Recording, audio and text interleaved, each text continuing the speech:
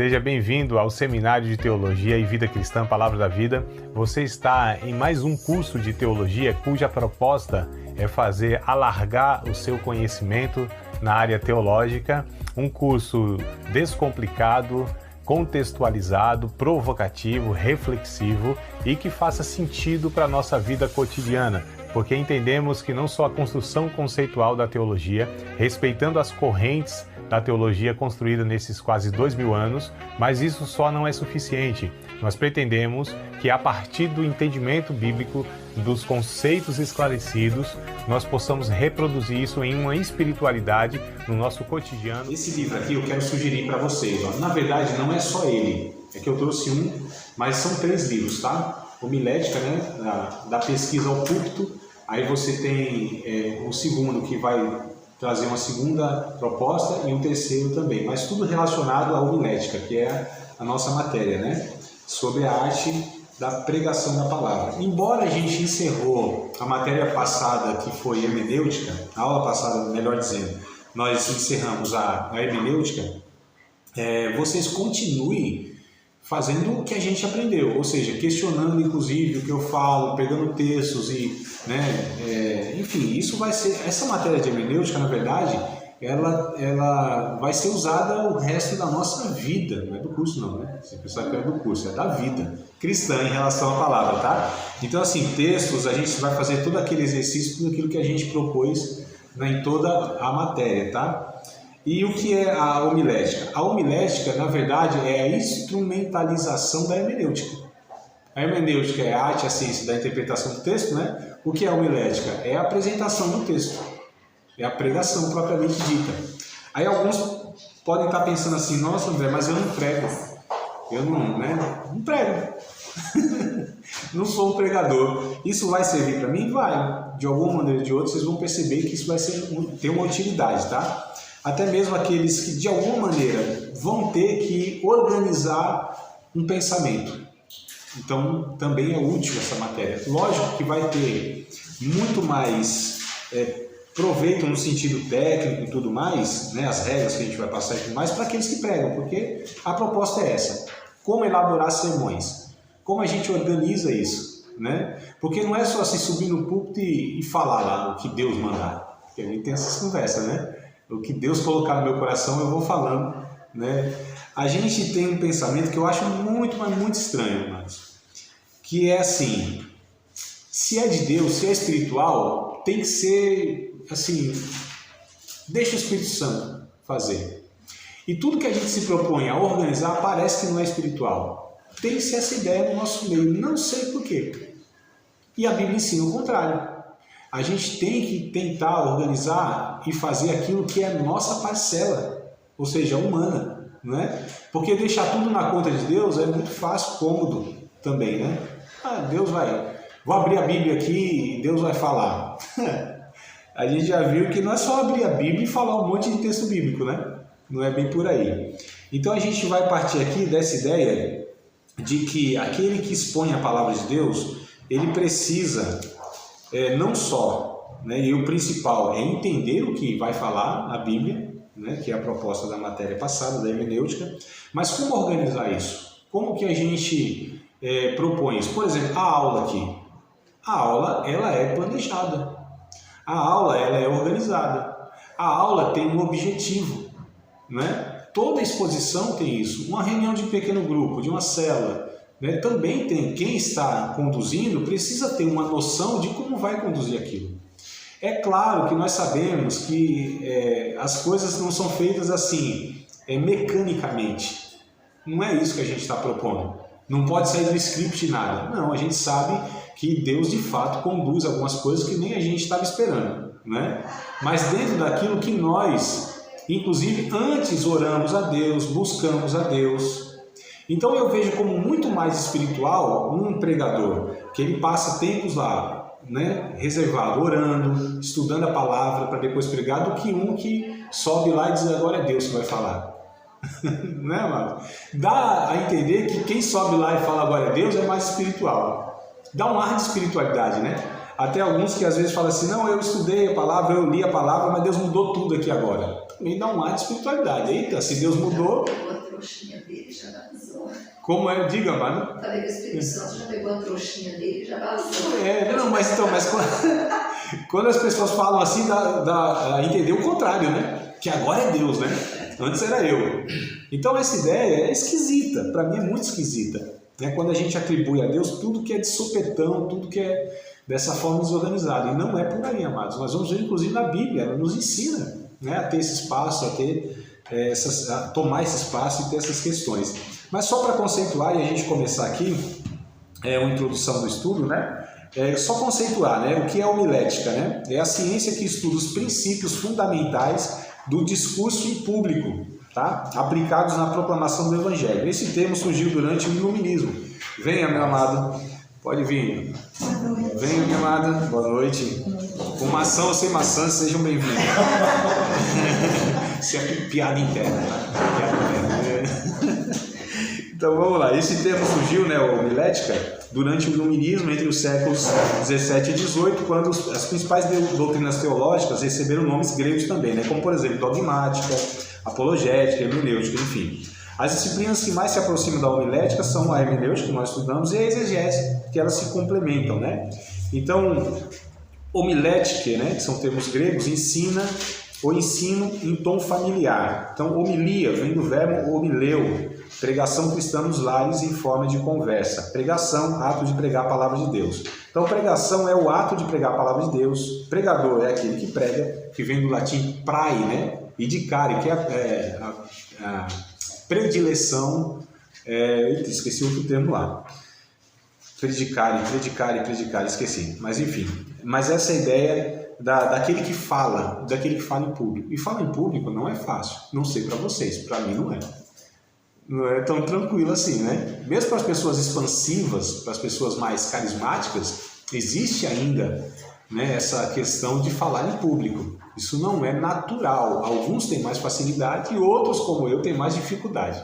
Eu tenho uma grande dificuldade em falar em público, até mesmo pela personalidade, pelo temperamento, né? Mais introspectivo, mais tímido. Alguns falam, André, você tá brincando, você é tímido? Eu sou, e como sou?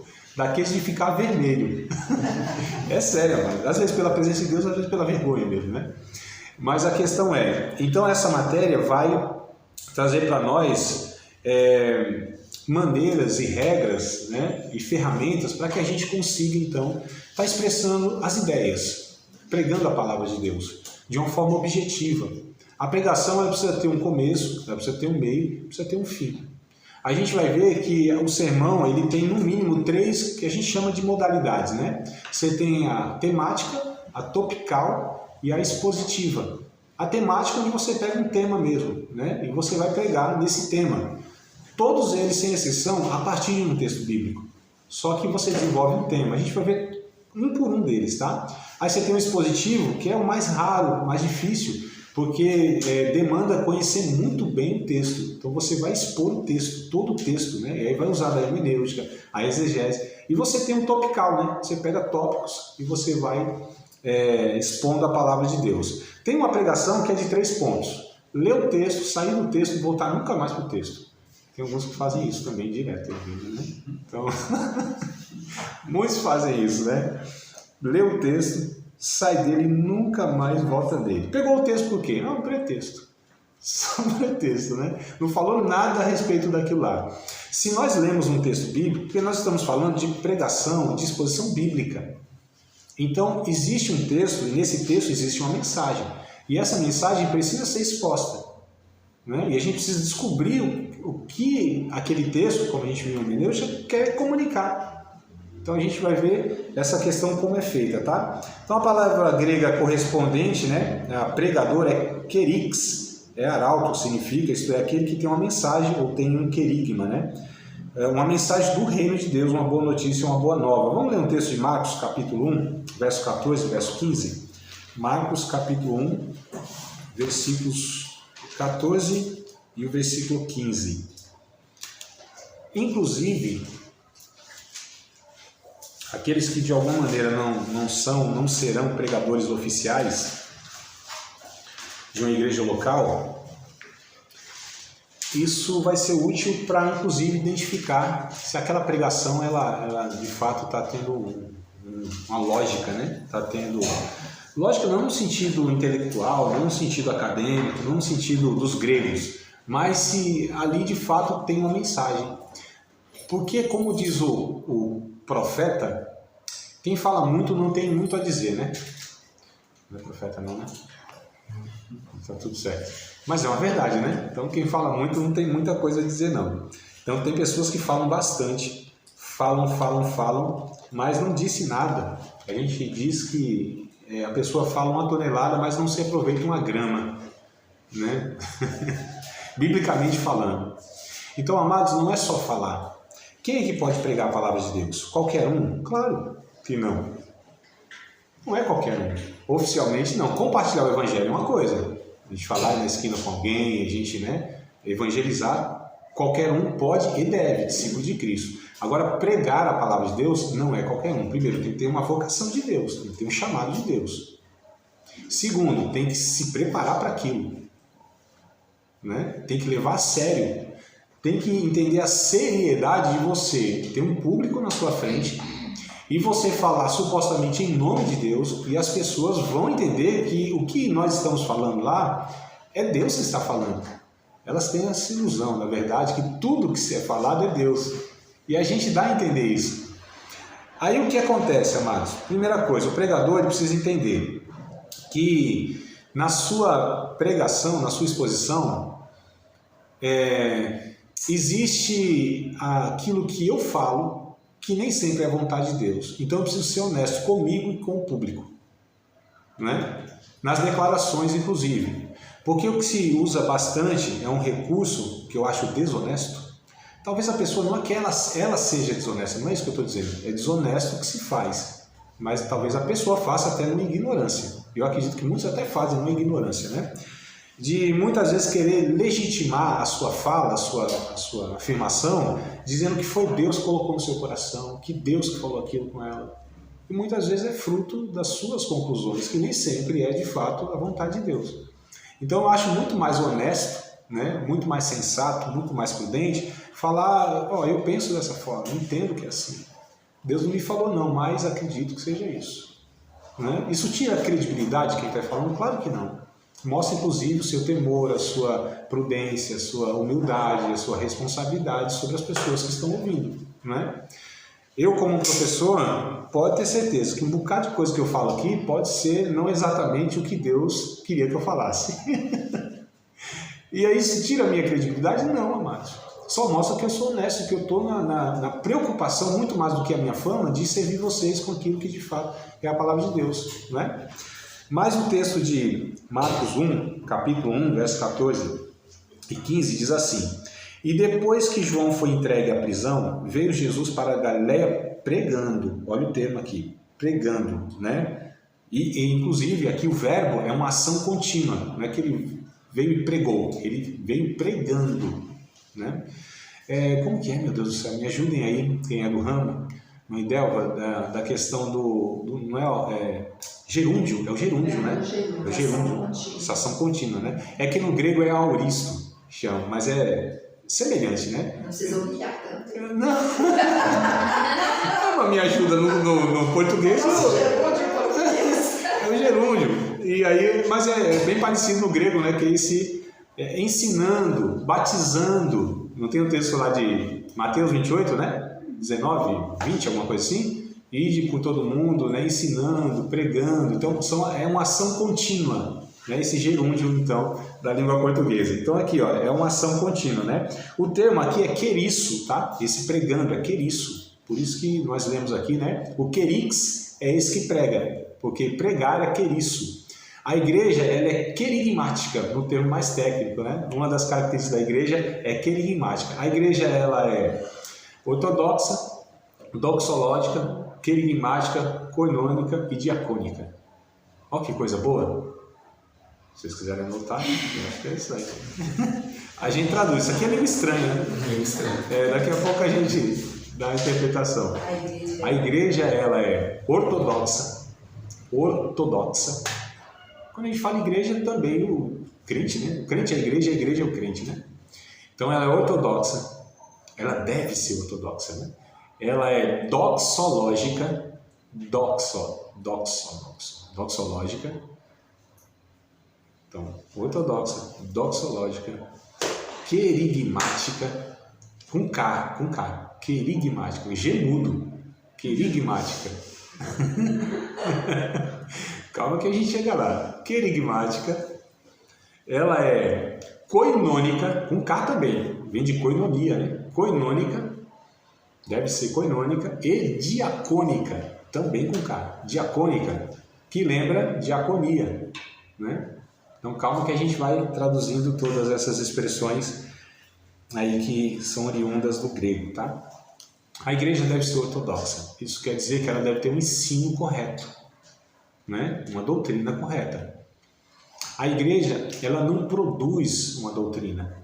O pregador, ele não cria uma doutrina. Ele não gera uma doutrina. Ele só precisa repassar, comunicar, compartilhar a doutrina bíblica. Então, nós não temos a autoridade de falar no nosso nome do que eu acho. É por isso aquele exercício, o que o autor quis dizer, o que Deus está ensinando, qual é o ensinamento bíblico. Então, eu não posso subir no púlpito e falar do meu achismo, daquilo que eu penso que é, mas sem base nenhuma, que é o que a gente trabalhou. Então, uma ortodoxia, a gente tem o dever de transmitir aquilo que já está ensinado, né? Então, a gente não reinventa a roda, a gente não inventa moda. A gente tem uma mensagem que já está estabelecida e revelada, que está na Bíblia. Então, ortodoxa, doxológica. O pregador, a igreja, precisa ser adoradora. Doxologia fala da adoração, né? Estudo da adoração. Então, como um adorador, eu transmito a palavra de Deus. Porque o pregador, ele não é um profissional do púlpito. Não somos um técnico, né, do púlpito. A gente é alguém que está adorando a Deus. E na adoração nós pregamos, exercendo esse ministério de pregar a palavra de Deus. Então, é um adorador. É por isso que o pregador, ele se inclui na mensagem. Ele faz parte da mensagem, né? Ele não está acima da mensagem. Ele não é o principal da mensagem. Pelo contrário, o bom pregador é aquele que vai sumindo e a mensagem vai sendo o principal ali, né? Porque vem falando de Cristo, vem mostrando Cristo. Eu lembro de João Batista que disse: "Só importa que ele cresça e que eu diminua". Parece que hoje é um pouco o contrário, né? Jesus vai diminuindo e os pregadores, né? Tanto é que quando a gente ouve assim uma pregação, a gente volta para casa dizendo: "Nossa, que mensagem, que pregador, que sabedoria, que eloquência, que unção, né? Eita, que aula boa, né? Que coisa boa, que professor". Isso é mais difícil falar, é mais pregador. Mas vai que alguém volta assim para casa nessa ilusão. E nós deveríamos, depois de ouvir uma mensagem, voltar para casa dizendo: "Que Deus, hein? Que Deus, que Deus, hein?". Então, quem aparece, quem deve aparecer? É Cristo, amados, né? Então, ele é adorador. Então, ortodoxa, doxológica, eu disse que querigmática. Então, é isso, ó, querigma, né? O anúncio, a pregação. Então, nós temos uma mensagem. E qual é a mensagem que nós temos? O texto vai dizendo aqui, ó, voltando para o texto, né? Depois eu continuo lá os termos, tá? Na querigmática, né? Então, veio Jesus para a Galileia pregando, anunciando o Evangelho do Reino de Deus. Qual é a mensagem que nós temos? O Evangelho do Reino de Deus. O que é o Evangelho, amados? Alguém pode definir? Não vale nota, não. Pode falar. Boas novas, né? Estão corretas, mas podem, assim, detalhar, especificar um pouquinho mais o que seria boa nova. Que é a boa notícia? Qual é a boa notícia que a gente tem? Salvação, tá. Também, tá correto. Mas o que mais? O que nós podemos falar para uma pessoa? A boa notícia é essa aqui, ó. Você é um pecador, Jesus é o Salvador. Só isso, velho. É só isso. Exatamente só isso. Jesus é o teu Salvador, você é um pecador. Essas são as boas novas. As boas novas do reino de Deus que Jesus veio pregando. A mensagem que Jesus tinha era uma só, apenas uma. É que ele expôs de muitas maneiras, mas no final convergia tudo para uma mensagem. Veio a salvação. O Salvador está aqui. Jesus veio buscar e salvar o que se havia perdido, né? Então o que a gente entende? Que toda a mensagem, ela deve sempre, se for lógico para um público, a gente vai aprender que tem mensagem doutrinária, tem mensagem evangelística, você tem, né, de fato, muitos temas que você pode abordar em uma mensagem. Mas a principal mensagem que nós portamos e devemos ter é essa mensagem das boas novas de Cristo Jesus, que veio para salvar o mundo. Até os crentes devem ouvir, vocês sabiam disso? Né? Então, os crentes de vez em quando esquecem assim da salvação. Alguém disse que uma igreja evangélica que não prega o evangelho, em breve vai deixar de ser evangélica, né? Boa noite, amado. Então, olha só, é importante nós ouvirmos, nós que já entregamos nossa vida a Cristo, ouvimos o evangelho, as boas novas. É isso, é simples assim, e nos assusta de tanta simplicidade que o evangelho tem. Só que, muitas vezes, a gente quer reinventar a roda ou enfeitar o pavão, e a gente quer ser tão sofisticado, né, na exposição, que a gente escolhe palavra que é meio difícil, né? A gente quer, assim, eu fico olhando e falei, meu Deus do céu, para que tudo isso? Até nas minhas aulas, eu falei, por quê, velho? Porque fica falando um monte de coisa assim, era só ir direto ao ponto. Então a gente se perde nessas questões. Então, Jesus veio pregando o evangelho do reino de Deus. E ele diz aqui, ó, dizendo, verso 15, o tempo está cumprido, o reino de Deus está próximo, arrependei-vos e crede no evangelho. Olha aqui a mensagem toda, mano. Que eu não sei quantos aqui de vocês tiveram contato com igrejas pentecostais e usaram a harpa cristã. O cantor cristão, não sei se tinha essa música, né, esse hino, esse louvor, porque assim, qual é a preocupação do pregador? O que vai pregar? O que eu vou pregar? Né? O que eu vou pregar nesse domingo? Então, qual é a preocupação? E a própria música lá do hino, ia falar do salmo, da harpa cristã, vai dizer, tema do bom pregador, o Calvário. Pelo sangue, né? Tem no cantor cristão, os irmãos? Isso aí. Sangue, pelo sangue de Jesus, no Calvário. Tem, né? Então, no cantor. Então, o tema do bom pregador é o Calvário. Se nós pregássemos toda a pregação sobre o Calvário, estava tudo certo. O Espírito Santo ia usar todas as vezes sem errar. Esse tema não tem como errar. O Calvário, salvação, as boas novas. Então Jesus, ele veio pregando o evangelho do reino de Deus e ele dizia, o tempo está cumprido, o reino de Deus está próximo. Olha que boa nova, o reino de Deus está próximo. Mas lembra que a gente já falou sobre esse texto aqui, sobre esse termo, não? Dessa proximidade, o reino de Deus está próximo? Nunca falei com vocês? Não, né? Não? Então, bora lá. É interessante que eu oro a Deus para ele esquecer um monte de coisa. Não tem muita coisa nova para falar, né? Então esquece, eu vou falando, então eu vou falar. O reino de Deus está próximo, a ideia do texto não é que ele está por vir. Porque o reino de Deus, Jesus disse, já chegou. Então não é a questão cronológica. O reino de Deus está próximo porque está perto, por vir. O reino de Deus está acessível, é proximidade. Porque antes não estava. O reino de Deus não era acessível. Para se chegar a Deus, antes de Jesus, era uma burocracia desgraçada, mas tinha que ser no dia certo, na hora certa, com a pessoa certa, no ritual certo, no sacrifício certo. Uma cerimônia, um ritual que não dava conta, né? Tinha uma burocracia enorme. Tinha que ter um sacerdote. E para ouvir Deus, tinha que ter um profeta.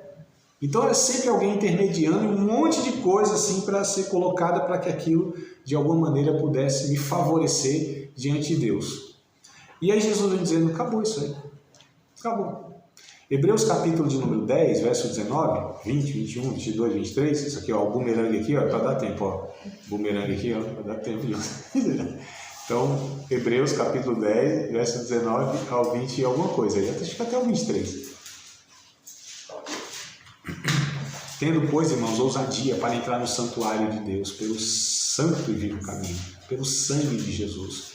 Né? Hebreus o quê? Hebreus capítulo 10, verso 19, até o 23, quem puder achar e ler. Hebreus, lá no finalzinho da Bíblia, depois de Tiago, Vai lá no finalzinho. Vai até Apocalipse, dá uma ré, umas 4 esquinas e acha lá no finalzinho. 10? Capítulo 10, a partir do 19, acho que até o 23 aí vai Pode ser. ler? Por favor. Tendo, pois, irmãos, ousadia para entrar no santuário pelo sangue de Jesus, pelo novo e vivo caminho que ele nos consagrou pelo véu, isto é, pela sua carne, e tendo um grande sacerdote sobre a casa de Deus, cheguemos-nos com verdadeiro coração, em inteira certeza de fé, tendo os corações purificados da má consciência e o corpo lavado com água limpa. Isso. Até o 23, não é? Não, 22. Retenhamos firmes a confissão da nossa esperança, porque fiel é o que prometeu. Isso, né? Acho que essa, até o 19 e 20, que aliás, o 19 e 20 que é o que traz a ênfase, né? Dessa realidade que o reino de Deus agora está acessível a todos, sem exceção. E por Jesus Cristo. Então essa é a boa notícia que todos os pregadores deveriam compartilhar. É a principal mensagem que nós temos, amados. Como eu disse, a Bíblia traz um monte de tema, nós podemos falar sim, mas assim, nossa, eu não posso perder a oportunidade, tendo um culto público, de falar da salvação de Jesus. Só uma pergunta de retórica, tá? Quanto tempo faz que a gente não ouve falar do sacrifício de Jesus, do Calvário, de toda essa via crucis, desse processo de Jesus na cruz do Calvário ali? Quanto tempo faz que a gente não ouve falar sobre salvação? Um culto público. Só uma pergunta de retórica, tá? Responder não. Então a gente precisa entender, amados, que a gente tem uma mensagem. A mensagem principal é essa, que Jesus morreu na cruz do Calvário por nossas vidas, né? Então o reino de Deus está próximo. Essa é a melhor notícia que nós temos. Deus está acessível a todos, em todos os lugares, em todo momento. Isso para mim valeria um glória a Deus. Os pentecostais não chegaram ainda, mas não, pararam para pensar, amados? Eu, você, qualquer pecador, outros pecadores além de nós, que ainda não conhecem Cristo, eles têm essa possibilidade de se relacionar com Deus só na igreja? Não. No domingão? Não. Precisa de algum ritual? Não. É só estar aceitando essa mensagem de Jesus, né? E aí o reino de Deus está próximo, só que tem aqui um critério, né? Para pertencer, ou para ter acesso a esse reino de Deus. Arrependimento. Eu preciso se arrepender. Então, olha só, a boa nova é essa. Precisa de arrependimento. E o arrependimento, o que é o arrependimento? Segundo Romanos capítulo 12, verso 1 e 2. Vocês lembram desse texto? Romanos capítulo 12, verso 1 e 2. Rogo-vos, pois, irmãos, pela compaixão de Deus, que apresentei os vossos sacrifício vivo, santo e agradável de Deus, que é o nosso culto racional. Não nos conformeis com este mundo, mas transformai-vos pela renovação do nosso entendimento, para que experimenteis qual seja a boa, agradável e perfeita vontade. Essa é a sequência, né? Boa, agradável e perfeita vontade de Deus. Então, olha só, transformai-vos pela renovação do vosso entendimento. Transformar, aí é metanoia, metanus, é o arrependimento, é o que a gente chama de conversão. Então é necessário se arrepender. Muitos estão pregando um reino que não é necessário arrependimento, é impossível. A boa nova é que Jesus veio e para que isso seja uma realidade na vida da pessoa é preciso se arrepender. Então o reino de Deus está próximo, arrependei-vos e crede no Evangelho. Esse termo crede no Evangelho, ele vem mesmo da palavra crer, né? De fé, pisteu, né? No caso aqui do texto aqui, né? Que é um relacionamento de confiança. Então olha que coisa interessante. Jesus vem falando, vocês vão ter acesso ao reino de Deus por meio do arrependimento e vão ter um relacionamento de confiança. Então o Evangelho, o reino de Deus e a boa nova é que haverá uma reconciliação entre esse homem pecador, esse homem que era inimigo de Deus, agora ele tem a possibilidade de ter um relacionamento com Deus, pessoalmente. Isso que é melhor ainda. Pessoalmente, relacionamento. O que o Evangelho fala, as boas novas falam? De relacionamento. O que a Bíblia trata? Qual é o grande problema do ser humano? Relacionamento. Com quem? Com Deus, com o próximo, consigo mesmo. Não é o que Jesus disse na pergunta do cidadão lá? Que disse, Senhor, e aí, qual que é o grande mandamento? Jesus responde, amarás, pois, o Senhor teu Deus, com todo o teu coração, todo o entendimento, toda a tua alma, todas as suas forças. E o segundo semelhante a esse é teu próximo, ama teu próximo, como a ti mesmo. As 3 esferas de relacionamento que existem, possíveis na vida do ser humano. Deus, o próximo e eu mesmo. Olha só que coisa interessante. Nós temos essa dificuldade, né, de se relacionar com Deus, com o próximo e com a gente. Tem gente que se... consigo mesmo, né? E muito, né? Muito. Acho que a maior dificuldade, né? É com a gente mesmo? É um grande desafio. Tem gente que é tão mal resolvida, tão complicada, que se morar sozinha deixa um bilhete para ela mesma e foge de casa, né? Acontece. Não acontece. Piada não. Eu estou perguntando aqui para quem entende do assunto e lida com isso, né? Gente tão complexada. Então, quando o salmista disse assim, por que te abate, ó minha alma? Por que te perturba dentro de mim? Espere em Deus, ainda o louvarei na salvação da sua presença. A pessoa falando consigo mesmo, não é doida. Não é doida, não. Então a gente percebe que há esse conflito interno, né? Brincadeiras à parte. Então o Evangelho ele vem para tratar isso, para corrigir isso, as relações com Deus. E aí Jesus resolve isso, né? Romanos capítulo 5, verso 1, tendo paz com Deus, então, apaziguou o relacionamento. Com o próximo, grande desafio, enorme desafio. Por quê? Porque está perto. Não é? E o Senhor do próximo. Por que é difícil amar o próximo? Porque está perto. Amar o longe, facinho. Amar as crianças que estão na África, amar o outro que está no Nordeste, amar não sei o que, é fácil. Né? Então, que igreja boa, eu amo os irmãos lá e eu aqui. Próximo longe é bom. Não é? As pessoas, a gente admira tanto as pessoas que a gente conhece pouco, né? Rubem Alves diz isso aí, né? Quão admiráveis são as pessoas que eu conheço pouco. Quando a gente se relaciona, a gente vê a grande dificuldade que existe, né? E Paulo diz assim, quando depender de vocês, tenham paz uns com os outros. Por que Paulo disse isso? Porque nem sempre depende da gente. Quando depender da gente, aí a gente tem condição de fazer alguma coisa. Mas tem um outro lado, que nem sempre combina com a gente, né? Ele não combinou. Então eu vou ter paz com o outro, mas não quer ter paz comigo, então... Olha aí, né? Então, na verdade, é um mandamento só desdobrado em 3 realidades. Amar Deus, o próximo e eu mesmo. Então, a gente precisa resolver isso. E as boas novas trazem isso. Só para a gente entender, amados, nós temos uma mensagem. E essa é a mensagem principal da Bíblia. Todas as outras giram em torno delas. Ou dela. Né? Essa mensagem das boas novas aqui. Relacionamento e um relacionamento de confiança que a gente deve ter. Crede no Evangelho. O Evangelho é um relacionamento de confiança, enfim.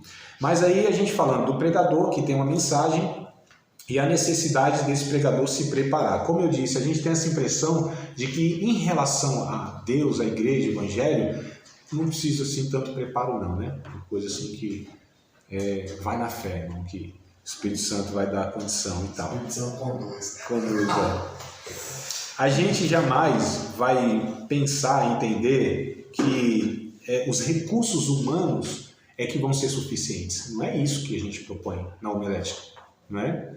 Só que a gente reconhece, biblicamente, inclusive, que os grandes homens de Deus, eles foram pessoas que foram preparadas por Deus antes, durante o processo. Vamos pegar um exemplo. Quando a gente olha Pedro, e agora? Será que eu anotei o texto aqui? Pedro não, Atos dos Apóstolos, capítulo 4. Deixa eu puxar a memória aqui para ver se é bem por aqui. Atos 4 e 13. Atos dos Apóstolos, capítulo 4, versículo de número 13. Atos 4 e 13. Diz assim, então eles, vendo a ousadia de Pedro e João, informados de que eram homens sem letras e indoutos, se maravilharam e tinham conhecimento de que eles haviam estado com Jesus. Fala, nossa André, então esse texto aqui vai dizendo assim, que eles eram analfabetos, sem letra e indouto? Não é bem assim. Pedro, mas Deus não usa analfabeto? Eu não tenho dúvida disso. Jacó era analfabeto. Vocês nunca leram isso na Bíblia? Jacó era analfabeto, está escrito em Gênesis, que ele amava Raquel e não lia.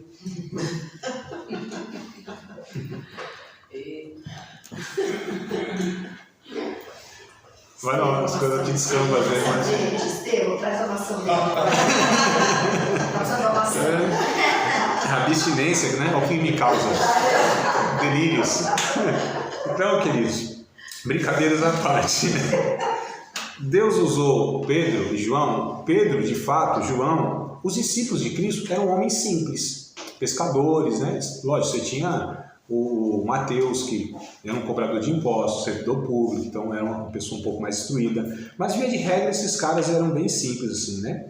E eles tinham aqui, então, um relato de que eles tinham ousadia, só que o pessoal lá, os líderes, né, pessoas mais cultas, não, mas esses homens, eles são indoutos, são sem letras, mas em relação a eles. Só que, se a gente quiser comparar, amados, pegar esses homens e falar, tá vendo? Não precisa esse negócio todo. Só que tá bom, pega o Pedro aqui, o indouto Pedro e o João, tiveram com Jesus 3 anos e meio. Eles poderiam não ter a formação acadêmica em relação ao Sinédrio lá, mas eles tiveram uma escola de 3 anos e meio com o próprio Jesus, integral. Mais ainda, eles tinham a favor deles a cultura judaica, ou seja, todo um conhecimento bíblico, mano. Então, se a gente pegar essa passagem, esses exemplos, para exemplificar nesse sentido, ó, não precisa, tá vendo? Homens indoutos sem letra. Queria eu ser indouto sem letra com todos os recursos que esses homens tinham, culturalmente falando, com contato com Jesus. E mesmo assim, eles tinham suas limitações. A gente pega Pedro, escreve 2 livros. Agora vamos pegar uma figura, de fato, Jesus, o Espírito Santo, ele usa a todos nós indistintamente. Só que com certeza alguns com algumas limitações. Então quanto mais ferramentas a gente adquirir, quanto mais recursos a gente tiver, mais o Espírito Santo em nós vai ter materiais, né, para que a gente alcance muito mais. Amados, eu não quero ser limitado na pregação, no ensino. Eu quero que Deus me use para falar com pessoas simples, pescadores, analfabetos, crianças, adolescentes, gente simples, que às vezes não demanda tanta intelectualidade, elaboração teológica e tudo mais, mas eu quero também falar com pessoas que sejam aí eruditas e tudo mais. Eu não quero que Deus encontre em mim limitações. Né? Eu acho que todo pregador e todo discípulo de Cristo precisa ter essa mentalidade. Aí a gente pega o Paulo. Paulo, a gente tem a impressão, muitas vezes, eu falo a gente, mas, né, eu falo, não, você está falando por você, eu nem por isso não, tá bom. Paulo, assim, aceita Jesus no caminho de Damasco, né? Capítulo 9, verso 22 de Atos dos Apóstolos. 22, versículo 22 do capítulo 9 de Atos. Atos, capítulo 9, versículo 22 e 23. Saulo, porém, eu vou ler desde o 19 para ficar mais completinho, né? A gente não aprendeu lá na outra matéria passada que tem que ler o texto mais completo possível, né? Verso 19, então, capítulo 9 de Atos, verso 19 até o 23, tá? E tendo comido, ficou confortado e esteve Saulo alguns dias com os discípulos que estavam em Damasco. Logo nas sinagogas pregava Jesus que este era o Filho de Deus. Todos que ouviam estavam atônitos e diziam: não é este o que em Jerusalém perseguia os que invocavam este nome? E para isso veio aqui, para os levar presos aos principais sacerdotes? Saulo, porém, se esforçava muito, mas que confundia os judeus que habitavam em Damasco, provando que aquele era o Cristo. E tendo passado muitos dias, os judeus tomaram conselho entre si para o matar. O que dá a impressão aqui, irmãos? Que Jesus encontra lá o Saulo no meio do caminho, né, Damasco, ele se converte e aí sai pregando para todo mundo. Não é essa a ideia ou não? Vocês acham que não é assim? Ou dá essa ideia, o texto? E aí, amados, olha o suspense, né? Não tem mais? Por que vocês estão assim tão... Não dá, amados. Não, sinceramente, não dá essa impressão que, ó, tá vendo? Jesus encontrou Paulo e depois ele saiu pregando e tudo mais. Esse texto do verso 23, que diz, tendo passado muitos dias, isso aqui equivale a 14 anos, irmãos. Nossa. Do quanto Jesus o encontra lá, né? E a gente está falando de um homem, Saulo, um homem que era um doutor da lei. Um homem que conhecia o judaísmo como poucos na sua época.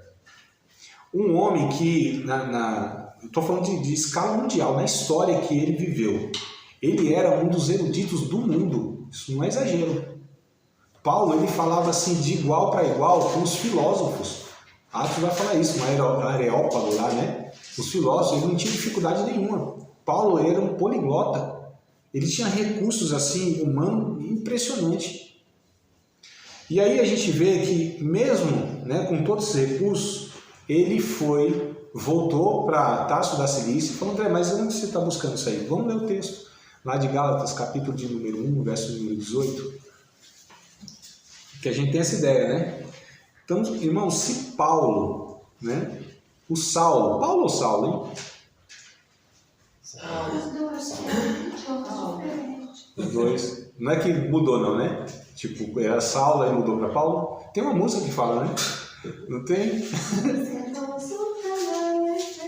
Isso aí, é da harpa, é do cantor, mas tá errado. Mas tá errado, né?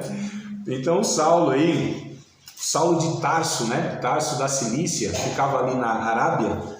Então, Paulo, inclusive, de nascimento era árabe, né? Era um judeu, mas tinha nascido na Arábia, porque Tarso da Cilícia é na Arábia. Tanto é que Gálatas, capítulo de número 1, verso 18, eu falei, foi isso? Isso. Gálatas, capítulo 1, verso 18, aliás, os 17 e 18, né? Ele diz a respeito desse momento aqui, tá? Desse momento de Atos. Ele vai falar aqui em Gálatas, ó: nem tornei a Jerusalém a ter com os que antes de mim eram apóstolos, mas parti para a Arábia e voltei outra vez a Damasco. E não vi nenhum outro dos apóstolos, senão a Tiago, irmão do Senhor. Então, Paulo, ele ficou 3 anos, né, recluso, diz o texto aqui, mais 1 ano que Atos dos Apóstolos fala, e depois mais 10 anos. E aí o capítulo 2 aqui, ó, que corresponde ao capítulo 13 de Atos, capítulo 2 de Gálatas, corresponde ao relato do capítulo 13, onde Saulo e Barnabé são enviados pela igreja. Então, a conversão dele, até ser enviado como missionário, ele diz aqui, ó: depois passado 14 anos, subi outra vez a Jerusalém com Barnabé, levando também comigo Tito. Paulo ficou 14 anos fazendo, sabe o quê? Revendo todo o Antigo Testamento, revendo toda a sua teologia, agora na perspectiva que Jesus era o Messias, que os judeus rejeitaram. Se um homem com todo o recurso que tinha, com toda a erudição, com todo o conhecimento, amados, precisou e entendeu que precisava se preparar para pregar o Evangelho, quanto mais nós. E aí a gente vê, inclusive, a diferença. Paulo foi usado por Deus para construir a espinha dorsal doutrinária do cristianismo ou do Evangelho, onde no mínimo ele escreve 13, né, epístolas, é isso, né? 13 mais ou menos. Uma delas, a mais teológica de toda a Bíblia, que é Romanos.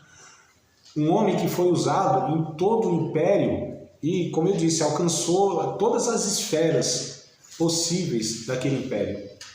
Então, que Deus pode usar pessoas simples, despreparadas? Pode.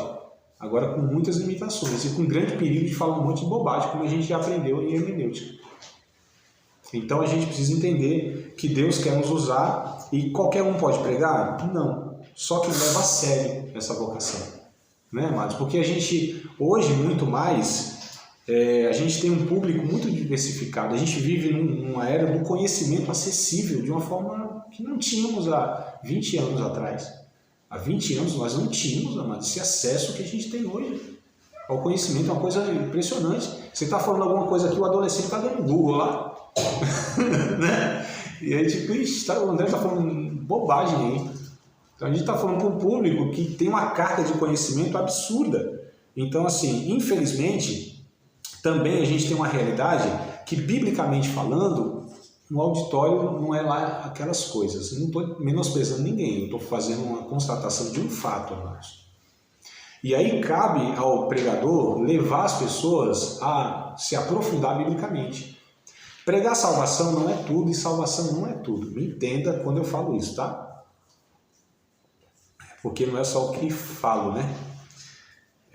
Alguém disse que comunicação não é o que eu falo, é o que o outro entende. Então eu preciso me fazer bem entendido. Quando eu digo que salvação não é tudo, é porque muitas vezes a gente tem essa impressão. Não, a pessoa lá ouviu o Evangelho e é salvo, pronto. Não. Tem a necessidade agora de ser amadurecido na fé.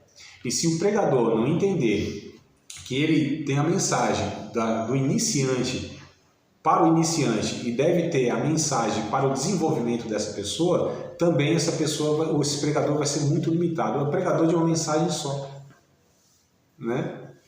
E a gente precisa entender, amado, toda essa dinâmica, tá? Deixa eu continuar aqui com vocês. Tá tudo certo aí? Vocês não têm nenhuma dúvida, nenhuma colocação, nenhuma pergunta, nenhuma discordância? Não? Então vamos para frente. Características de um pregador. Aí eu coloquei aqui sobre o ponto de vista espiritual e sobre o ponto de vista técnico. André, Eu? você ficou de terminar para a gente lá, no... Ah, desculpa, é verdade. Eu falei sobre ortodoxia, doxologia, querigmática, né? Obrigado, tá vendo? Vocês não me lembram? Vem então a koinônica, né? Que vem de koinonia, que é comunhão, tá? Comunhão. Então a igreja e o pregador, inclusive, tem que ensinar sobre a comunhão. Comunhão, ensinar sobre a comunhão. O evangelho é um todo, né? A porta de entrada do evangelho é as boas novas. Fala para o pecador que ele é pecador e Jesus é salvador. Ponto. Só que aí a gente percebe como tem toda essa gama de... O evangelho, amados, é uma proposta de Deus de reeducar o homem, de ensinar o homem a viver. Porque a gente não sabe viver. Se nós soubéssemos viver, nós não precisaríamos, inclusive, do evangelho. E o evangelho é um reaprendizado. É por isso que é uma luta enorme, uma resistência grande, porque a gente acha que sabe viver. E a gente acha que tudo que já sabe já é o suficiente. E a gente vai sedimentando as coisas, né? É por isso que é mais difícil pregar para crente velho, para pastor, para professor, para líder. Meu Deus do céu, que luta, né? Novos convertidos, criancinhas, jovem é uma coisa assim relativamente mais tranquilo. A gente vai criando essas barreiras, esses bloqueios. Mas o evangelho é essa reeducação, o reensinar, né? Eu estava lendo uma entrevista ontem, não vou falar o nome da pessoa, porque já vão rejeitar se eu falar o nome. É interessante isso, né, irmão? Se é tal fulano, a gente rejeita, né? Mas a gente tem que fazer o seguinte, avaliar o conteúdo. É o conteúdo que nos interessa. Porque se a gente for nessa questão de rejeitar quem está falando, eu acho que vai sobrar bem pouquinho, viu? Quase ninguém. Se a gente for mais assim, cuidadoso, ninguém, né? Se for nesse parâmetro mesmo, a ferro e fogo. Mas essa pessoa, ela falou o seguinte, que ela tentou ensinar por 40 anos a igreja brasileira. E ele disse que a igreja brasileira não quer ser ensinada. E infelizmente isso é um fato. É um fato. Ensinado, não. Não é de bom grado, não é... Porque assim, o ensino confronta. O ensino a gente precisa melhorar, que a gente precisa ser transformado. O ensino nos humilha. Nos humilha no sentido de que a nossa inteligência ela é humilhada. E a boa mensagem é quando confronta a gente, né? E a gente sai entristecido, porque o Espírito Santo nos mostrou que tem pontos da nossa vida que precisam ser transformados. Mas a mensagem que a gente gosta é a mensagem que traz ânimo, é a mensagem que vai falar que vai dar tudo certo em nome do Senhor Jesus, né? Que Deus está se agradando de nós. Então essas mensagens elas são mais palatáveis. Agora as mensagens do Evangelho, via de regra, são antipáticas, são confrontadoras. Eu não estou dizendo que é só paulada na cabeça, irmão, que é só cajado, que é só... Não é isso que eu estou dizendo. Eu estou dizendo que o ensino bíblico, ele vai em todas as áreas da nossa vida, porque Deus está nos transformando, né? E aí, essa questão da comunhão, ela vai ter desdobramentos que a gente ensina. O que é a comunhão com Deus, o que é a comunhão com os santos. Eu acho que o mais difícil é com os santos, né? E estou aí para escrever um livro, e vou até adiantar para vocês aqui o título do livro, que é assim: viver com os crentes no céu vai ser a glória, mas viver com os crentes aqui na terra aí já é outra história. Gostei. Né? Não é sério, o título é esse, é meio comprido, mas é esse. Eu vou abordar sobre essas questões, da gente viver em comunhão aqui, né? Como é difícil, como a gente vai assim, errando muito, pecando muito, a gente vai denunciando a nossa maturidade, a capacidade que nós temos de conviver com o contraditório, com aquele que diverge. Isso para mim é um termo muito bom, para a gente saber se a gente está maduro ou não. quando alguém discorda da gente. Porque quando alguém concorda, está tudo certo, é bom demais, né? Eles vão balançando a cabeça assim quando a gente está falando, né? É isso aí, André. E quando vem a discordância? E quando vem, não é assim não. E quando a gente se depara com pessoas que resistem àquilo que a gente está falando, aí a gente vai, então, medindo a nossa maturidade de conviver com o contraditório. A gente percebe que essa geração não suporta isso, mano. A gente está chamando o irmão de herege porque ele tem uma preferência política, porque ele tem uma preferência teológica. A gente já não fala com o outro, um com o outro, porque de repente se desentendeu lá numa conversa de... Às vezes os dois estavam errados.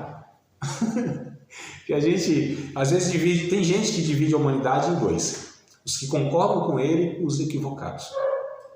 Né? Faz essa classificação. E aí a gente entende que a koinonia, ela é necessária ser ensinada. Então faltou o que? A diaconia, né? Que a igreja tem que ser diacônica. Ensinar sobre o serviço diaconal. O serviço. A igreja é serva do mundo. Nós somos chamados para um serviço. A gente precisa ensinar, como pregadores da Palavra de Deus, que nós fomos salvos para uma finalidade, que é o serviço e a adoração a Deus. A adoração é quem nós nos tornamos ou somos em Deus. E o serviço é aquilo que a gente faz a partir dessa compreensão e dessa natureza. Né? Então, assim, o dar fruto não é o que eu faço, é o que eu vou me tornando em Deus. Adoração é o que eu sou em Deus. É que a gente remete muito a adoração a sempre expressão de música, né? Vamos adorar a Deus. Aliás, louvor, na verdade, né? Vamos louvar a Deus. Quando a gente fala assim entre nós, vamos louvar a Deus, o que vem na cabeça? Vamos cantar. É música? É música. Mas isso não é o louvor, biblicamente falando. A música, ela inclui, aliás, o louvor inclui a música. Mas a música, propriamente, não é a expressão de louvor. É uma das expressões de louvor. E o que é o louvor? É a declaração de quem Deus é, os atributos de Deus. Tu és santo, tu és bom, tu és misericordioso. Isso é louvor, é declaração. Então louvor é aquilo que eu declaro, aquilo que eu falo da boca para fora, não no sentido pejorativo, né? Aquilo que eu declaro.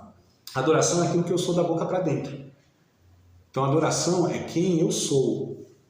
Louvor é aquilo que eu falo, mas tem que ser a partir do que eu sou. Senão é uma hipocrisia. Porque Deus não é comovido pelo que eu falo, pelas minhas declarações, como uma jovem adolescente que é levada pela boa lábia do menino. Né, mano? Tem gente que pensa que Deus é assim, tipo, tá apaixonado pela gente, e a gente primeiro, eu te amo, eu vou te amar, e vou te buscar de dia e de noite. Deus fala, não é mentira, isso eu sei, tudo é mentira. Não vai nada. Alguém disse que onde a gente mente, de fato, é quando a gente canta. Quanta declaração mentirosa que a gente não cumpre, não está disposto e não vai mesmo fazer. E Deus não se ilude com essas coisas. Então, louvor é uma coisa, adoração é outra. E a gente precisa ser um adorador que louva a Deus. Né? Mas era a diaconia, a adoração, tá? A diaconia. Então, é o serviço. E esse serviço precisa ser feito a partir de um entendimento. Qual é o entendimento? O entendimento de quem Deus é. Porque se eu trabalho para Deus sabendo quem Deus é, eu não trabalho pela recompensa. E eu não entendo que o tal do galardão, que eu disse que ninguém sabe o que é, mas todo mundo quer, não é uma recompensa de Deus à pessoa. Como se recompensa filho, amados? Se recompensa quem? Nesse sentido meritório, de retribuição ou de pagamento de salário? Empregado. Será que nós somos empregados? Trabalhadores? Nesse sentido? Não, nós somos filhos. E como se recompensa filho? Na vocação da herança. É diferente. Então o pregador precisa entender todas essas coisas para estar anunciando, porque assim, eu preciso entender uma série de ensinamentos bíblicos para que eu fale com propriedade. Como é bom a gente escutar uma pessoa que fala com propriedade, com conhecimento de causa. Como é bom escutar um profissional, quem quer que seja, mas sabendo do que ele está falando. Autoridade. Autoridade. A autoridade é diferente de poder, né? Porque tem um monte de gente aí buscando poder, querendo poder e vomitando poder, mas sem autoridade nenhuma. É claro que o ideal seria reunir as duas coisas, mas melhor do que o poder é a autoridade. Só que a gente é impressionado pelo poder, ou pelo menos pela aparência de poder. Mas uma pessoa que fala, eu me lembro de um irmão, idoso já, né? Esse irmão, assim, quando assumia lá a tribuna para pregar, falava tanta coisa errada. Era muito simples, né? Muito simples, não teve acesso a estudo, nada e tal. Muito simples. Mas quando ele assumia a posição assim para falar alguma coisa, embora equivocado em um bocado de coisa teologicamente falando, mas tinha uma autoridade absurda. Para a minha vida, eu estou falando. Porque eu conhecia o pai que era, o marido que era, a pessoa de caráter que era. Né? Falando, mas não é suficiente isso? Não, não é suficiente. Agora também não adianta, né, a pessoa ter todo um preparo e também não ter o caráter. A gente vai trabalhar o ideal, né, que é preciso. Mas assim, entre poder e autoridade, eu prefiro muito mais uma pessoa com autoridade. A autoridade, quem tem autoridade tem, não precisa nem gritar, não precisa nem ameaçar, não precisa nem fazer, não tem nenhum recurso. Ele tem, a autoridade tem ou não tem? Poder é delegado, a autoridade é conquistada. Né? Eu já trabalhei em alguns lugares que a pessoa lá que era hierarquicamente superior não tinha autoridade nenhuma, moral nenhuma, mas tinha poder administrativo. As pessoas tinham medo porque ele tinha poder administrativo. E muitas vezes respeitavam o outro que hierarquicamente era né, abaixo, mas tinha autoridade. Quem que as pessoas ouviam? Quem tinha autoridade, não quem tinha poder. Aparentemente obedeciam por conta do medo que o poder traz. Mas o outro que tinha autoridade conduzia uma liderança porque era líder. E o líder e o pregador devem ter autoridade antes que tenha poder. E na verdade o poder está na autoridade. Não é? Tá tudo certo aí, né? Posso continuar aqui? Não esqueci de nada então, né? Falei sobre 5 pontos lá. Tá. Então, sobre o ponto de vista espiritual, as características de um pregador. Precisa ser chamado para a obra. Então, capítulo 28 de Mateus, verso 19. Mateus 28 e 19. Mateus 28 e 19. Portanto, ide e ensinai as nações, por todas as nações, batizando-os em nome do Pai, do Filho e do Espírito Santo. Então, precisa ter um chamado, né? Mateus 28 e 19. Precisa ter um chamado para a obra, tá? E nem todos têm chamado para pregar, como todos não têm chamado para profetizar, como todos não têm chamados para... Enfim, são dons, né? Agora, quem é ministro, os dons ministeriais, aí todos têm que ter o dom de pregação, que é o apóstolo, o profeta, o evangelista, o pastor e o mestre. Esses 5, embora tenham funções e características diferentes, mas todos eles são chamados para pregar. O apóstolo, né, no pioneirismo de anunciar Jesus, onde Jesus não foi anunciado ainda, não é essa onda apostólica que a gente tem por aí, de um monte de gente tendo títulos de apóstolo, mas sem a função. E a Bíblia não trata esses termos como títulos, e sim como funções. Tanto é que não existe a questão hierárquica, que a gente muitas vezes, né, constrói aí. Quem que é maior? Por que as pessoas pegam o nome de apóstolo e deixaram de pastor? Porque na cabeça construída, o apóstolo é o top, né, de linha, né? Está no topo, né? Quase Jesus, né? Daqui a pouco a gente fala brincando, mas tem cada coisa que a gente fala, não é possível. Tem tipo assim, quarta pessoa da Trindade, semi-querubim, inventar mais o quê? Brincadeira, eu acho que não tem isso. Mas tem bispo primaz, eu já vi, sério, né, as pessoas colocando esse título, se nem apóstolo, mas bispo primaz e tal, aquela coisa toda. E a Bíblia fala de funções. Então o pastor é maior do que o profeta é maior do que o evangelista é maior do que o sei lá quem. Não existe essa ideia, existem funções. Então o apóstolo é aquele que vai onde Cristo não foi anunciado, vai lá e anuncia o evangelho, ponto final. Planta uma igreja, forma um pastor e vai para outro canto. Paulo é o maior exemplo disso, os textos, né, dizem isso lá de, vou lembrar agora, Romanos 14, 20, também lá em 1 Coríntios, depois eu passo para vocês no grupo se vocês me lembrarem, tá? Essa é a função do apóstolo, não é do evangelista? Não. Então vamos lá chegar lá. Eu estou na ordem do Efésios capítulo 5, verso 11, tá? Ele mesmo deu um paraponto. Eu vou na ordem aqui, ó. Na ordem dos tratores, altera o viaduto às vezes, né? Então o apóstolo é esse que vai onde Jesus não foi anunciado. Paulo disse, eu não vou anunciar em campo de outra pessoa. Vou anunciar onde Cristo não foi anunciado. Então é o apóstolo, né? O apóstolo missionário que nós chamamos hoje. É que a gente denominou como missionário, mas é o apóstolo. Não os 12 lá, é fechado. Enfim, depois a gente trabalha isso em outra ocasião. O profeta é um pregador. Esse pregador que a gente chama de itinerante. O profeta, como Ágabo, como Filipe. Então a gente vê no Novo Testamento também, esse Barnabé também é chamado de profeta, né? Enfim, tem uns lá que eu não sei o nome, não lembro o nome agora, mas estão lá como profeta. Então o profeta é o pregador itinerante que nós chamamos hoje. Aí você tem o evangelista. O evangelista, qual é a função dele? Ele só tem uma mensagem. Evangelho. Simples assim, né? Ele não tem outra, não doutrina, não fala dos anjos, não fala de Apocalipse. Ele prega o evangelho, as boas novas. Quer um exemplo, talvez um dos últimos que a gente tem na história recente? O Billy Graham. Billy Graham acho que é o mais icônico, o maior evangelista do século agora passado. Billy Graham, estou lembrando agora, acho que não tem outro não, mas assim, proeminente. Então Billy Graham pregava o evangelho, falava de Jesus. A mensagem única que ele tinha. O evangelista faz isso. Prega o evangelho, leva a igreja a sair dessas 4 paredes para evangelizar. Reúne pessoas para falar de Jesus, a salvação, ponto final. Aí você tem um pastor, que ele pastoreia, ele aconselha, ele cuida, ele convive com os dramas das pessoas. É o paizão, né? Aquele que está lá conduzindo o rebanho através aí do ensino mesmo, enfim, é o irmão mais velho que a gente chama, né? Quem é o pastor? Nada mais, nada menos do que o irmão mais velho, mais experiente, né? Que tem uma visão mais abrangente da vida, mais maduro em Cristo, que serve mais, sacrifica mais. Esse é o pastor, biblicamente falando. Não que tem domínio sobre não que manda, não é dono das almas. Ele mentoreia, não pode monitorar a vida das pessoas como sendo aquele que tem, né? Muitas vezes tem umas coisas absurdas por aí que, meu Deus do céu, que loucura.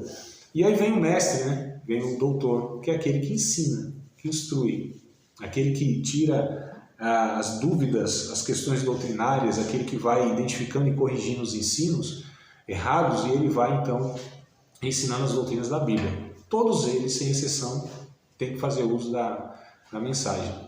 Fala um pouquinho mais para a gente sobre o profeta, por favor. O profeta é o pregador itinerante. Ele prega em diversas ocasiões e lugares, né? Sejam de diversas igrejas ou em ocasiões diversas. A gente, na verdade, não vê isso. O pregador itinerante? Não, o profeta é como se fosse uma pessoa que recebesse a profecia e passasse para a igreja. Existe o dom de profecia, existe o dom ministerial do profeta. Vamos pegar aqui um texto de Atos dos Apóstolos, só para a gente fazer essa distinção. Tem muitas pessoas que têm dom de profecia. O que é a profecia? É uma mensagem pontual de Deus, numa ocasião específica, ou para o indivíduo ou para todo um grupo, né? Uma mensagem profética. O Espírito Santo comunica com ela naquele exato momento uma mensagem e ele passa para o indivíduo ou para a igreja. Paulo vai dizer em 1 Coríntios capítulo 14, ele vai colocar algumas ordens lá. Por exemplo, o culto não pode ser um culto de profecias, né? Senão é uma bagunça só, né?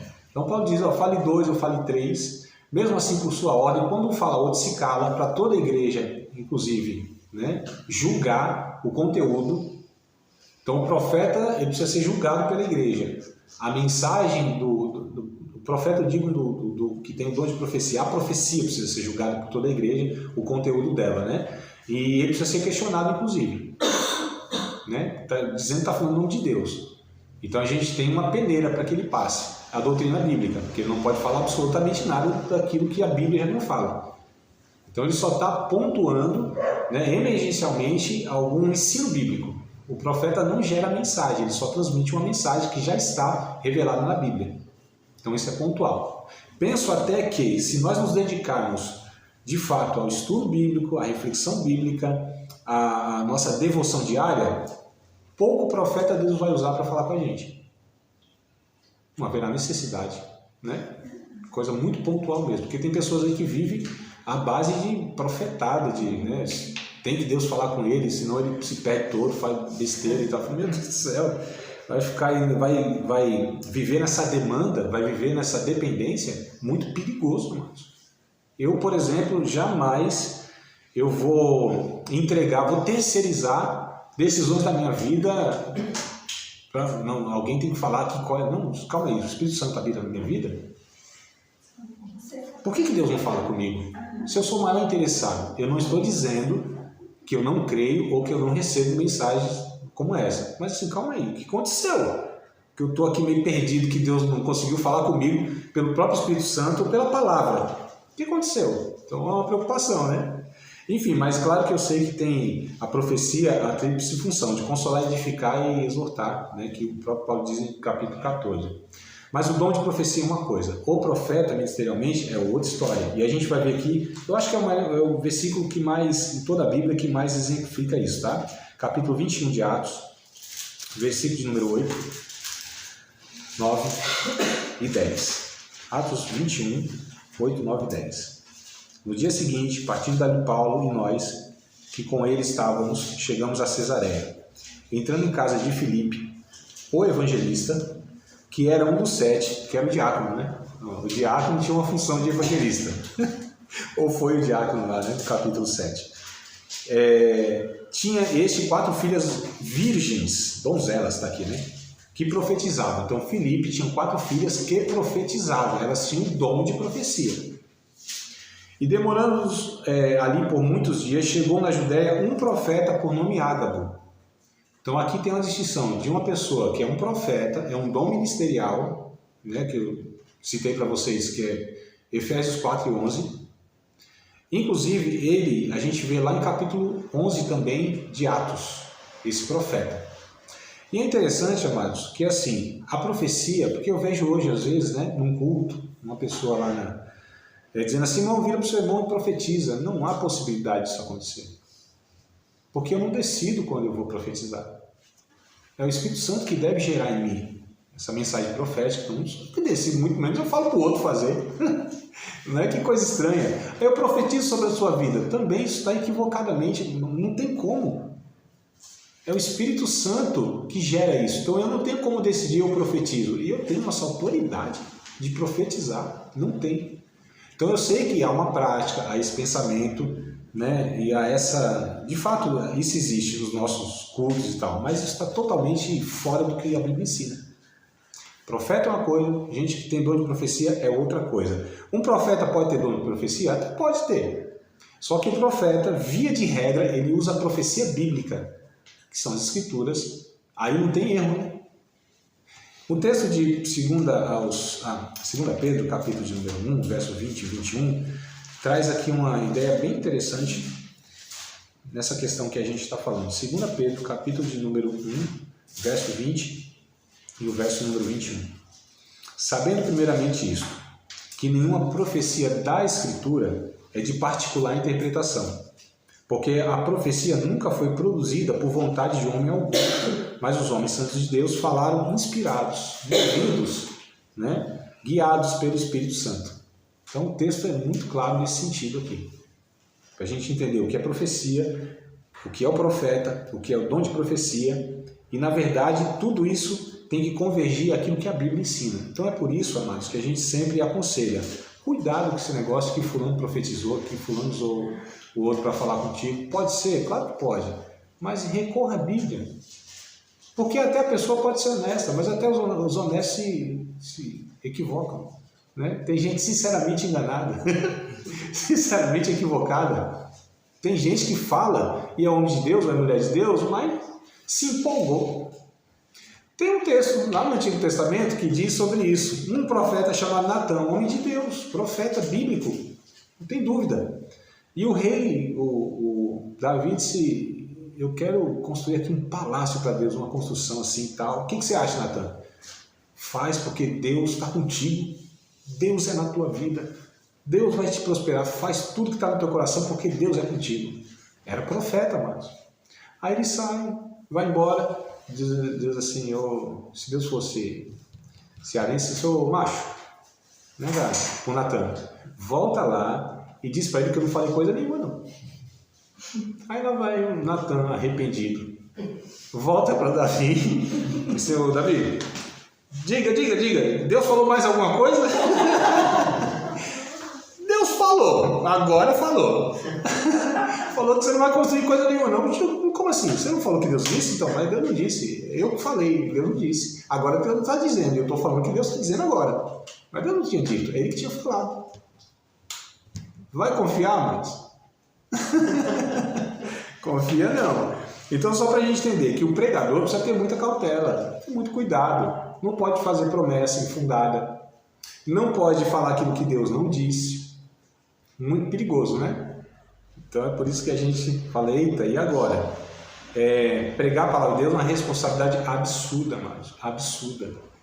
Há 23 anos que eu exponho a palavra de Deus. Com muito temor, frio na barriga até hoje, vocês não têm noção. A mão treme, soa, penso que eu vou morrer. Vocês estão brincando? É sério, o negócio foi, meu Deus do céu. E quando a gente prega e depois vê a pregação, fala, meu Deus, eu falei isso, e agora?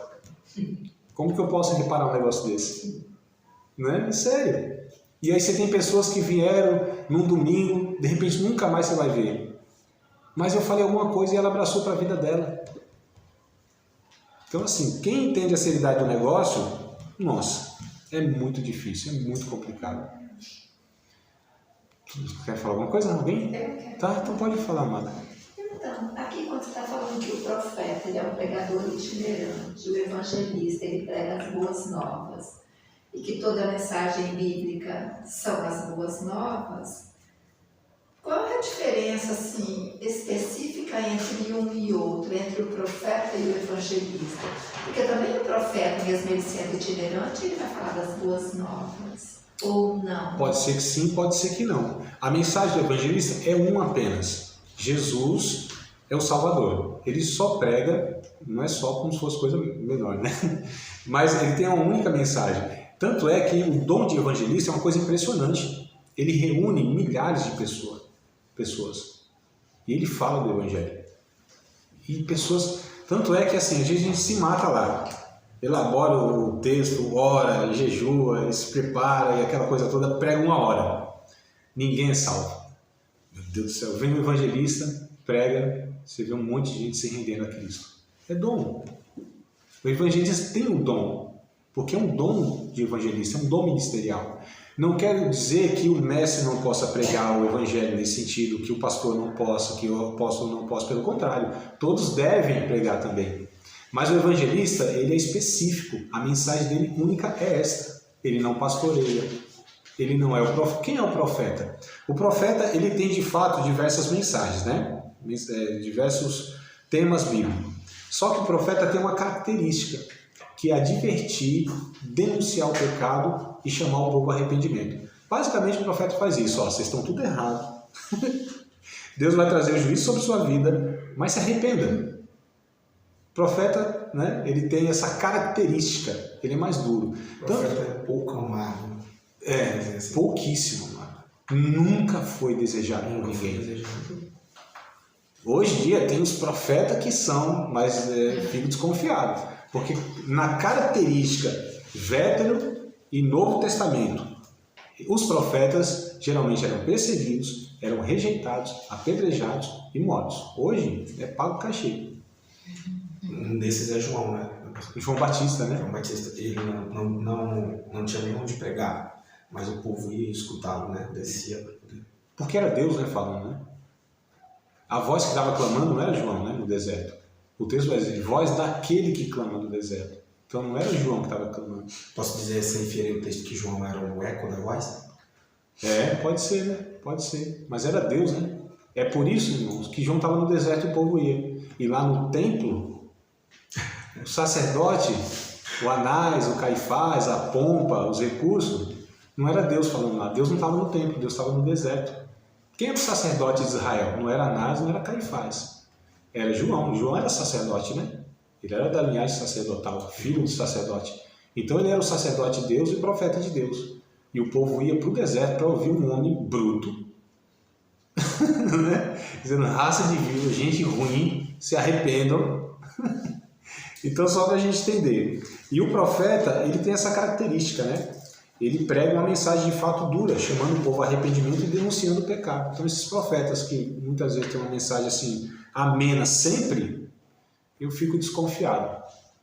Mas só para resumir, todos eles usam a palavra como sendo a principal ferramenta do seu ministério, só que com características diferentes. O pastor vai ter essa palavra mais né, de acolhimento, de aconselhamento, de direcionamento. Ele pode também ser duro? Claro que pode. Pode também ser evangelista? Claro que pode. Só que não é a característica principal do pastor, por exemplo. O apóstolo, da mesma forma. O apóstolo é um cara diferenciado, inclusive, dos outros, né? Porque ele também ensina, ele também pastoreia, ele também tem a mensagem do profeta, e ele também, de alguma maneira, tem um dom de evangelista. O apóstolo é um cara diferenciado, mas é esse missionário. Porque ele tem que ter essa característica, porque ele está sendo pioneiro, está desbravando. Então ele está sozinho, inclusive, lá, né? Uma boa igreja, uma igreja completa, ele tem os 5 ministérios.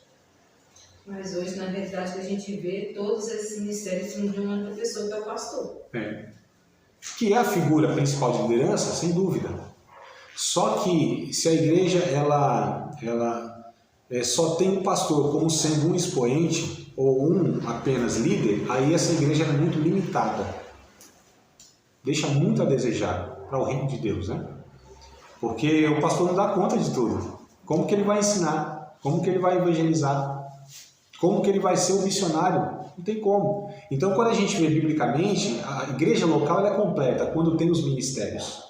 Agora, infelizmente, a gente criou essa limitação enorme de igreja local, onde você tem uma figura, parece que é só aquela figura, o pastoreio muitas vezes é episcopal, que a gente chama, né? Que é um pastor só. Biblicamente, nunca houve a igreja local com um líder. Tem sim o pastor, mas tem pastores e um colégio pastoral, ou presbiteral, como alguns querem falar, enfim. Mas só para a gente entender, amado, essa dinâmica, já passei um pouquinho do horário aqui, a gente vai voltar. Pode participar de mais uma aula de um dos nossos cursos do Seminário de Teologia, Vida Cristã, Palavra da Vida. Espero que tenha te abençoado, não só alargado o seu conhecimento teológico, mas que tenha também atingido o teu coração para que você possa, a cada dia mais, reproduzir a vida de Deus nas suas relações cotidianas. Se você ainda não é aluno oficial de um dos nossos cursos, se inscreva aqui no contato que vai aparecer do WhatsApp. Também nos siga nas redes sociais, se inscreva no nosso canal, compartilhe à vontade e Deus